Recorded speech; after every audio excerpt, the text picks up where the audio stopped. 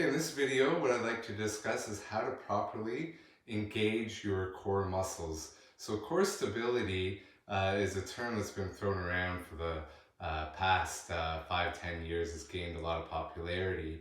Most people, when you think of the core, they think of the big muscles here in the torso, right? And engaging those muscles will therefore give you a strong core. But in fact, the core is the deep stability muscles in your pelvic region and your spine. So the muscles we're trying to engage are these small muscles in between your vertebra or the bones in your back called the multifidus muscle, as well as another broad muscle called the transverse abdominis, and this muscle wraps around your pelvis. This is your natural back brace. So the importance of being able to contract that properly as far as your posture goes, it kind of allows you to cement and anchor your pelvis area so that you can be stable in your strong posture, which we will teach you how to achieve.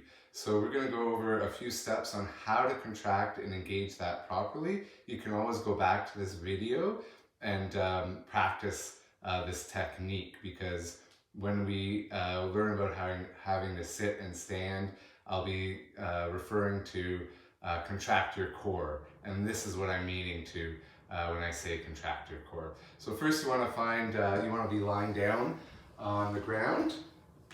Okay, you can have something under your head just so it's a little bit more comfortable, but your knees need to be bent. Okay, so we want to try to find these core muscles and understand what they feel like. So you're going to put one hand first on your stomach, the other two fingers here, you'll find this bony hip part, and then you'll go in towards your belly button, and you're going to feel like a little slope there. So you're going to put your fingers down in towards that, okay? Next thing you're going to do, we want to engage that muscle. So you're going to cough. By coughing, my hand's going to go up like this, and this muscle is going to go up like that. So both are going to be pushing up and contracting there. What we want when we want to engage the core, we just want this pelvic area to contract, or what we want is these fingers here to go up, and we want this, the erectus abdominis, our six-pack muscles, we want those to be a little bit more relaxed so we can actually engage that.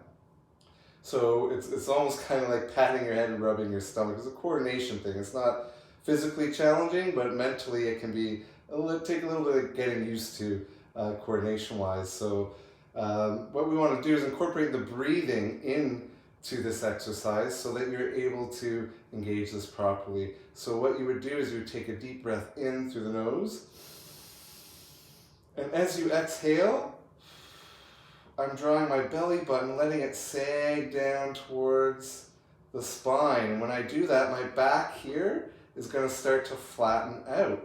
But as I'm doing that, I want to engage this muscle.